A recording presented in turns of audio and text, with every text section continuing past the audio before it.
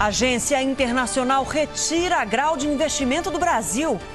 Escutas mostram PMs do Rio negociando propina para liberar tráfico e bailes funk. Vereadores proíbem aplicativo Uber em São Paulo. Decisão agora depende do prefeito. União Europeia pede ajuda dos países membros para acolher os imigrantes. Na série especial, as vítimas do cigarro, a depressão e os suicídios dos produtores de fumo. Olá, boa noite para você. A Câmara de São Paulo aprovou agora há pouco a lei que proíbe o aplicativo Uber, um sistema de transporte executivo que já se espalhou por vários países. Durante o dia, taxistas fizeram uma manifestação que travou ruas da região central da cidade. O projeto segue agora para a sanção do prefeito Fernando Haddad. A manifestação começou cedo. Taxistas bloquearam vias importantes de São Paulo, causando congestionamento. À tarde, centenas de carros impediram o acesso à Câmara de Vereadores, que teve a segurança reforçada. O protesto era pela aprovação da lei que proíbe o transporte de passageiros por motoristas cadastrados no aplicativo de celular. A polêmica provocada por esse aplicativo se espalhou por várias cidades do mundo.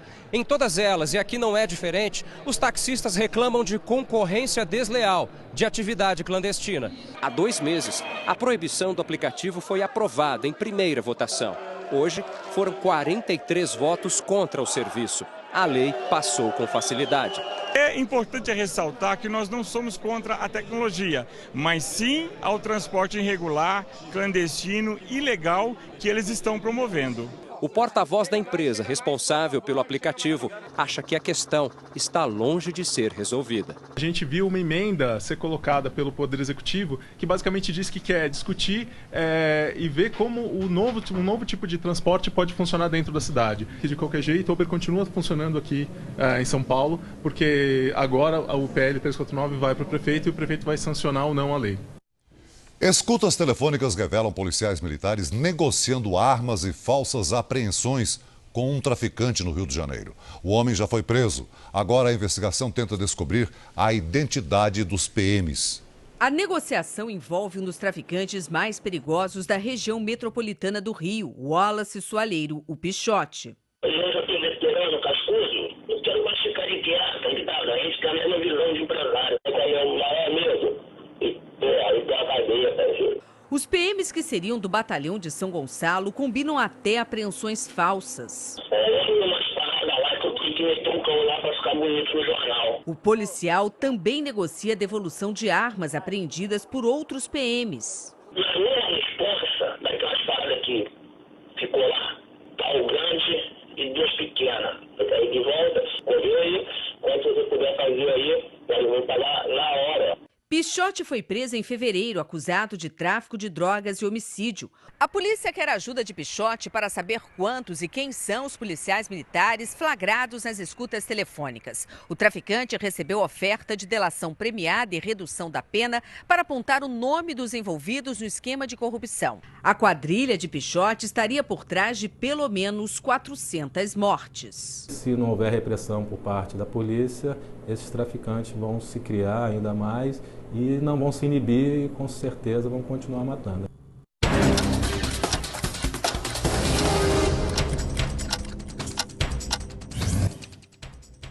O novo policiamento na Universidade de São Paulo começou hoje. 34 policiais militares devem fazer o patrulhamento na cidade universitária, mas nossa reportagem só encontrou 2 agentes. Oficiais das Forças Armadas discutiram hoje a segurança da Olimpíada do Rio.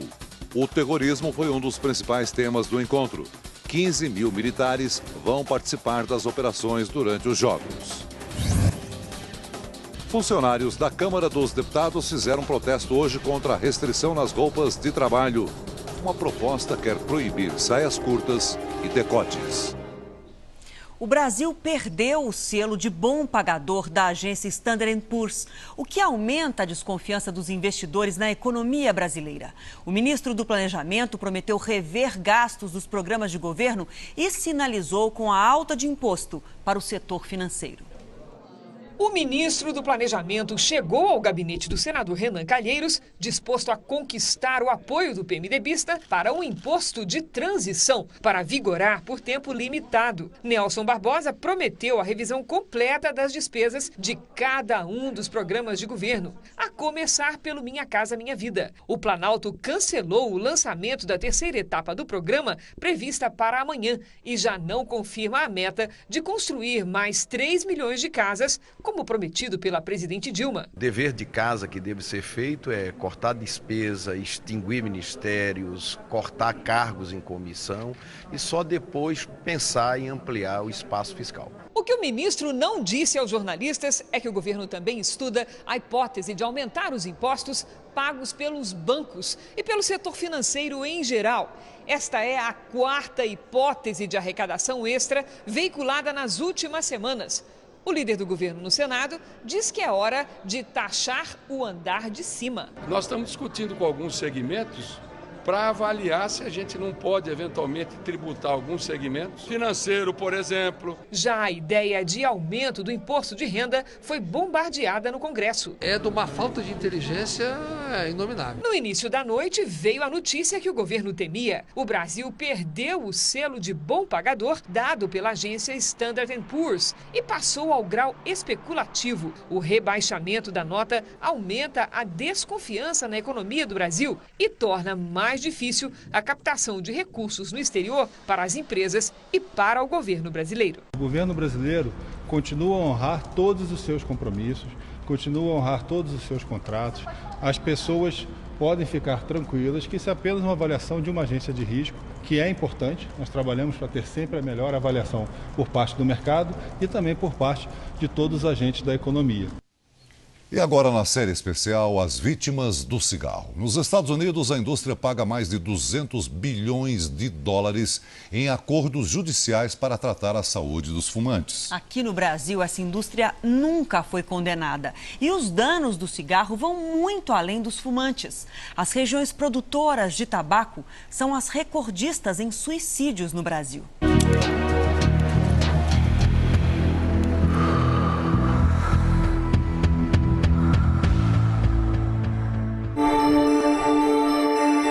O sonho de Jair era levar a mãe, Dona Eva, para conhecer o mar, mas ela sempre deixava a viagem para depois.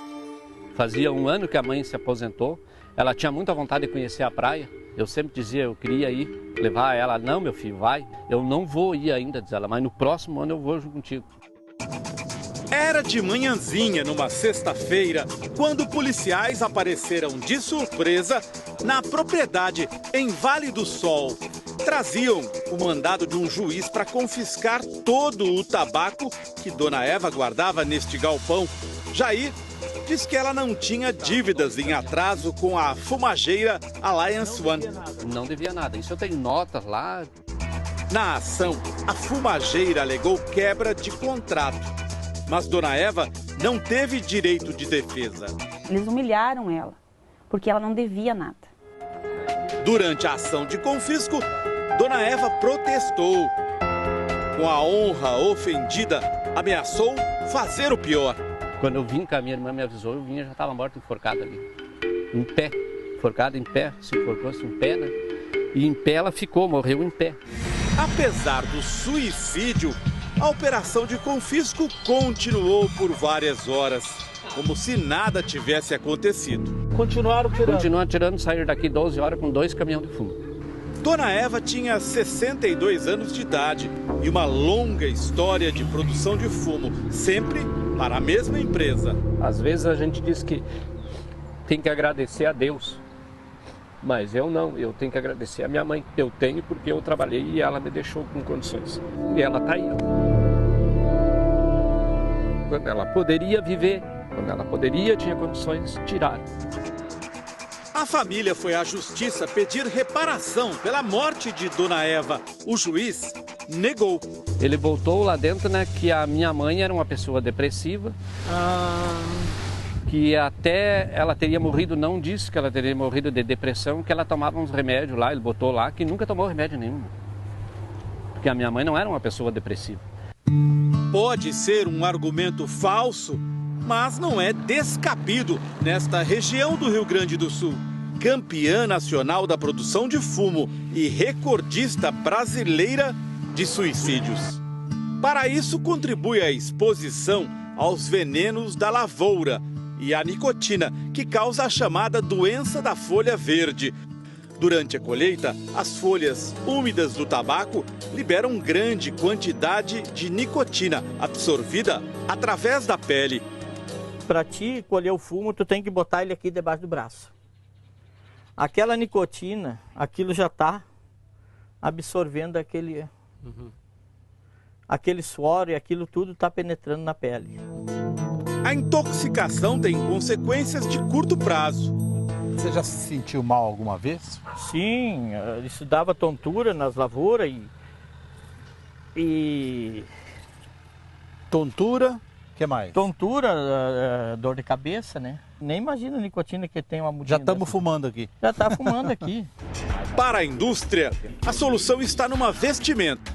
Então hoje está disponível para o produtor uma vestimenta de colheita, vamos assim chamá-la, que se ele usá-la quando estiver o tabaco úmido e ele eventualmente estiver suando, ele não corre o risco de ser intoxicado via essa doença da folha verde. Mas os agricultores lembram que a colheita acontece numa época quente do ano. Eles mandam o fardamento de colheita, só que é muito quente. É plástico, né? Daí tu aguenta, a hora que o sol sai, tu molha por baixo de suor, daí tu tira. Né? É impossível usar, imagine 30, 35 graus, tu usar com plástico, o corpo todo tampado de plástico, né? Osmar e a mulher participaram de um estudo feito no período da colheita. O problema maior pode estar na exposição prolongada, ano após ano. A nicotina é um estimulante, tem vários alcaloides que são estimulantes do sistema nervoso central. Ela também tem trazido para a gente o que pode ter alguma relação entre um índice de suicídio com doenças, com essa intoxicação a longo prazo, assim. A taxa de suicídios no Brasil é de 4 casos para cada 100 mil habitantes. No Rio Grande do Sul é o dobro, mas aqui em Candelária, uma das grandes produtoras de fumo do estado, atinge 20 casos para cada 100 mil habitantes. A suspeita também recai sobre os venenos usados na produção do fumo. Durante 2 anos, foram estudados 180 suicídios nos municípios de Candelária, Venâncio Aires, Santa Cruz do Sul e São Lourenço, todos grandes produtores de tabaco. Esses produtos químicos que são usados para secar o fumo, eles são baseados em organos fosforados. Esses organos fosforados, eles causam depressão do sistema nervoso central e isso aumenta a depressão desses pacientes. Em Candelária, foi montado um programa público para acompanhar os fumicultores expostos a substâncias que agravam os casos de depressão. O próprio produtor, para ele, esse assunto é um estigma, né? É um conluio familiar. Todo mundo sabe, mas ninguém trata do assunto. Está entendendo? É uma verdadeira negação maciça.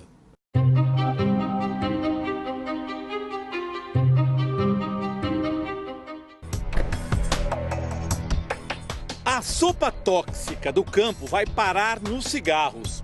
José Carlos é o alerta vivo que aparece nos maços. Para ele, as consequências vieram de repente, 20 anos depois de ter se tornado dependente da nicotina. Quando foi um belo dia, eu fui tomar banho e fiquei observando.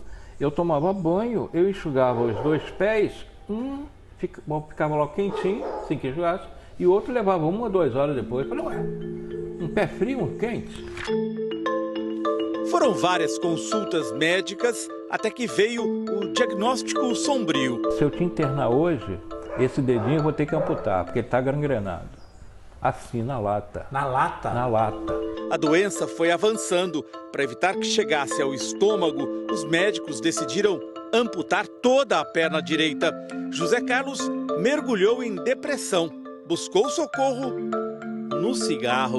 Trauma, tristeza, me achava feio, Voltei a fumar porque o cigarro me dava aquela... Voltou a fumar? Voltei a fumar. 2 anos depois, a doença reapareceu, desta vez na perna esquerda.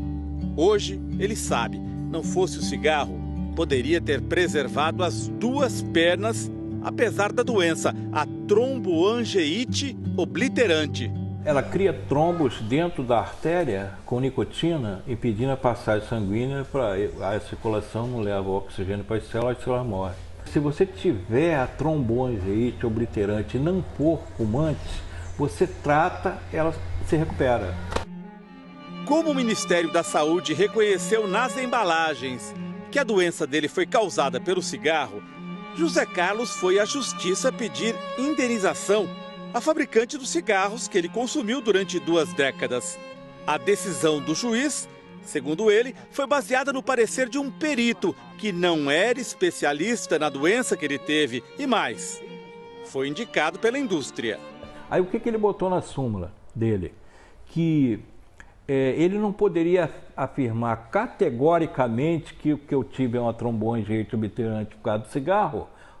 Mas por que ele não pôde afirmar categoricamente? Ele não é um angiologista, se ele afirmasse, ele estava mentindo. Eu fui condenado pelo juiz.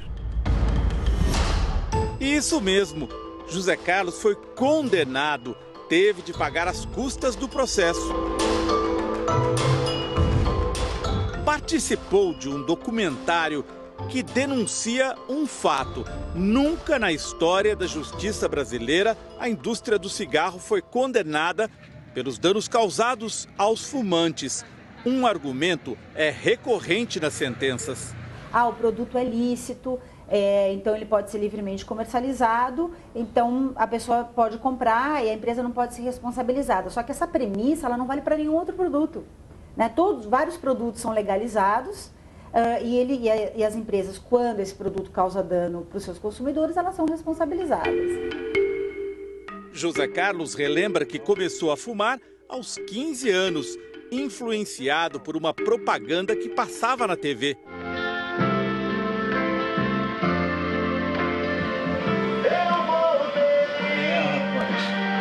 Uma mágoa muito grande, né? Eu embarquei nisso aí. José Carlos gostaria de organizar um museu com as fotos dos brasileiros que morrem de doenças relacionadas ao cigarro. São 200 mil por ano, todos vítimas da dependência da nicotina, que no caso de José Carlos chegou ao extremo. Mesmo com as dores de uma amputação, ele trocava analgésicos por cigarros para fumar escondido no hospital. Você ia fumar no necrotério? Necrotério, porque ali ninguém ia, era eu sossegado, ninguém não passava médico, não ia ninguém. Tamanho domínio da nicotina sobre você? Voltava para a enfermaria sentindo a dor, que é a queimação, mas a dor psicológica tranquila, não estava sentindo. Ela era muito mais dolorosa do que a outra. Então a dor psicológica mesmo, é uma dependência química.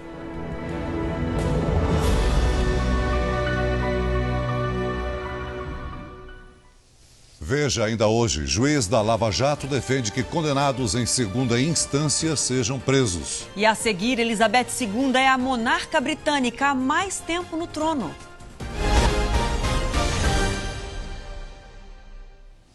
O presidente da Comissão Europeia fez um apelo para que os países do bloco recebam 160 mil refugiados. Em discurso no Parlamento Europeu, Jean-Claude Juncker propôs que os refugiados, hoje concentrados na Hungria, Grécia e Itália, sejam distribuídos pela Europa. E afirmou que as nações europeias precisam agir sem distinguir as pessoas pela religião. As propostas serão debatidas numa reunião na próxima semana em Bruxelas.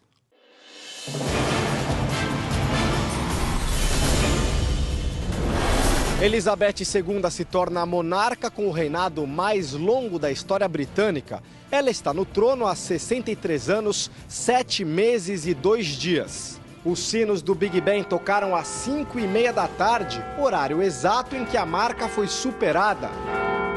Na Escócia, a rainha agradeceu o carinho dos súditos. Elizabeth II foi coroada quando tinha 25 anos. Agora, aos 89, quebra o recorde que era da tataravó dela, a Rainha Vitória. Em Portugal, mulher é proibida de ter embrião implantado depois da morte do marido. Theo Taveira. Durante o período em que o casal tentava uma inseminação artificial, o homem faleceu por causa de um linfoma, mas a mulher não desistiu de engravidar. Ela queria ter acesso aos 9 embriões já fecundados em laboratório, mas teve o pedido negado pelo conselho responsável, porque o marido não deixou uma autorização por escrito. O Departamento de Aviação americano investiga incêndio em aeronave em Las Vegas. Heloísa Vilela. A turbina esquerda do jato da British Airways pegou fogo pouco antes do avião decolar, com 172 pessoas a bordo. As chamas e a fumaça tomaram conta da parte central da aeronave. Em 5 minutos, passageiros e tripulantes escaparam pelas rampas de emergência. 14 pessoas ficaram feridas. A fabricante da turbina disse que não há riscos para outras aeronaves. Você vai ver a seguir, taxa de mortalidade infantil cai mais de 70% no Brasil. E também, torcidas organizadas se enfrentam, assustam motoristas e provocam destruição no Recife.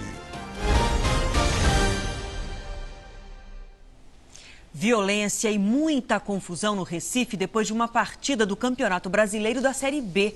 Os estragos puderam ser vistos nas ruas vizinhas ao estádio. Depois da depredação, lojas fechadas com tapumes. Era uma verdadeira praça de guerra. Hoje, nos arredores do Estádio dos Aflitos, era fácil encontrar sinais do quebra-quebra. De madrugada, uma briga entre torcedores do Santa Cruz e do Paysandu tomou conta da região após a partida da Série B do Campeonato Brasileiro. Quem passava de carro ficou no meio da pancadaria. E fizeram o meu carro e mais alguns carros de escudo. Então ficava pedra para um lado e para o outro. Os policiais foram recebidos com pedras e reagiram com bombas de efeito moral. Durante esta tarde, o governo de Pernambuco anunciou medidas para evitar a violência. Uma delas prevê que clubes não deem incentivo nem auxiliem as organizadas no estado. Sem se identificar, este torcedor avisa: novos confrontos estão sendo marcados pelas redes sociais. Eles pretendem ter guerra de novo. O juiz Sérgio Moro, responsável pela Operação Lava Jato, esteve hoje na Comissão de Constituição e Justiça do Senado. Ele defendeu que condenados em segunda instância sejam presos antes mesmo de esgotados os recursos. Moro responsabilizou a grande quantidade de recursos pela demora na conclusão dos processos. A mortalidade infantil caiu 73% nos últimos 25 anos no Brasil. Os dados são da Organização Mundial de Saúde. Em 1990, de cada 1.000 crianças nascidas, 61 morriam antes de completar 5 anos. Em 2015, o número de mortes caiu para 16 em cada 1.000. Apesar do avanço, a desigualdade ainda é grande. 32 cidades brasileiras registram mais de 80 mortes a cada 1.000 nascimentos. Os próximos dias ainda vão ser de chuva e frio no sul, sudeste e parte do centro-oeste. Amanhã, uma nova frente fria reforça as instabilidades que já estão em quase todo o Brasil. Os temporais atingem a área entre Rio Grande do Sul, Mato Grosso do Sul e Espírito Santo. A chuva é mais isolada em Mato Grosso, Goiás e parte da região norte. O dia será ensolarado nesta área amarela do mapa.